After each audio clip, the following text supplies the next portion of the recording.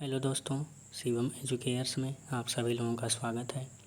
आज हम लोग वैदिक काल से संबंधित कुछ महत्वपूर्ण प्रश्नों पर चर्चा करेंगे जो विभिन्न प्रतियोगी परीक्षाओं की दृष्टि से अति महत्वपूर्ण हैं।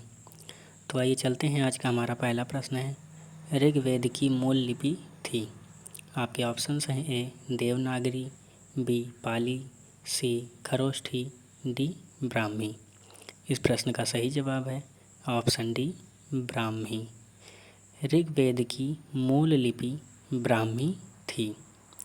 हमारा अगला प्रश्न है, सत्यमेव जयते शब्द किस उपनिषद से लिया गया है।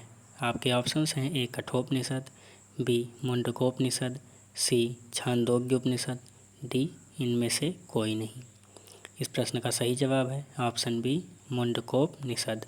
सत्यमेव जयते शब्द मुंडकोपनिषद से लिया गया है। हमारा अगला प्रश्न है, गायत्री मंत्र का उल्लेख सर्वप्रथम किस वेद में मिलता है। आपके ऑप्शंस हैं ए ऋग्वेद, बी यजुर्वेद, सी सामवेद, डी अथर्ववेद। इस प्रश्न का सही जवाब है ऑप्शन ए ऋग्वेद। गायत्री मंत्र का उल्लेख सर्वप्रथम ऋग्वेद में मिलता है। हमारा अगला प्रश्न है, ऋग्वैदिक धर्म कैसा था। आपके ऑप्शंस हैं ए बहुदेववादी, बी एकेश्वरवादी, सी अद्वैतवादी, डी निवृत्तवादी। इस प्रश्न का सही जवाब है ऑप्शन ए बहुदेववादी। ऋग्वैदिक धर्म बहुदेववादी था।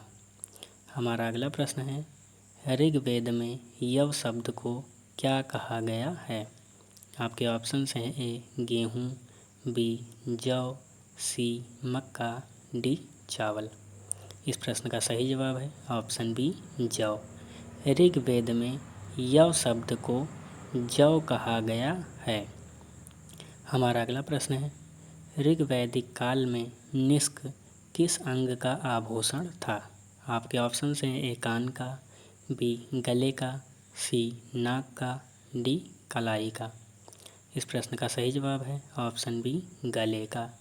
ऋग्वैदिक काल में निष्क गले का आभूषण था। हमारा अगला प्रश्न है, वैदिक देवताओं में किसे देवताओं का पुरोहित माना जाता था। आपके ऑप्शंस हैं ए अग्नि, बी बृहस्पति, सी इंद्र, डी वरुण। इस प्रश्न का सही जवाब है ऑप्शन बी वरुण। ऋग्वैदिक देवताओं में बृहस्पति को देवताओं का पुरोहित माना जाता था। हमारा अगला प्रश्न है, गोपथ ब्राह्मण संबंधित है। आपके ऑप्शंस हैं ए ऋग्वेद, बी यजुर्वेद, सी सामवेद, डी अथर्ववेद। इस प्रश्न का सही जवाब है ऑप्शन डी अथर्ववेद। गोपथ ब्राह्मण अथर्ववेद से संबंधित ग्रंथ है।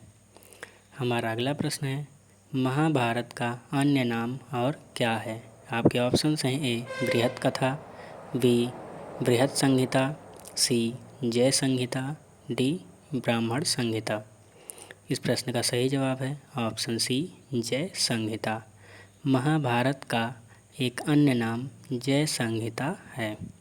हमारा अगला प्रश्न है और आज का अंतिम प्रश्न, ऋग्वेद में आघन्या शब्द का प्रयोग किसके लिए किया गया है। आपके ऑप्शंस हैं ए बकरी के लिए, बी गाय के लिए, सी घोड़े के लिए, डी हाथी के लिए। इस प्रश्न का सही जवाब है ऑप्शन बी गाय के लिए। ऋग्वेद में आघन्या शब्द का प्रयोग गाय के लिए किया गया है। हमारा आज का अभ्यास प्रश्न है, ऋग्वेद में कितने मंडल हैं। आपके ऑप्शंस हैं ए 10 मंडल, बी 11 मंडल, सी 15 मंडल, डी 20 मंडल।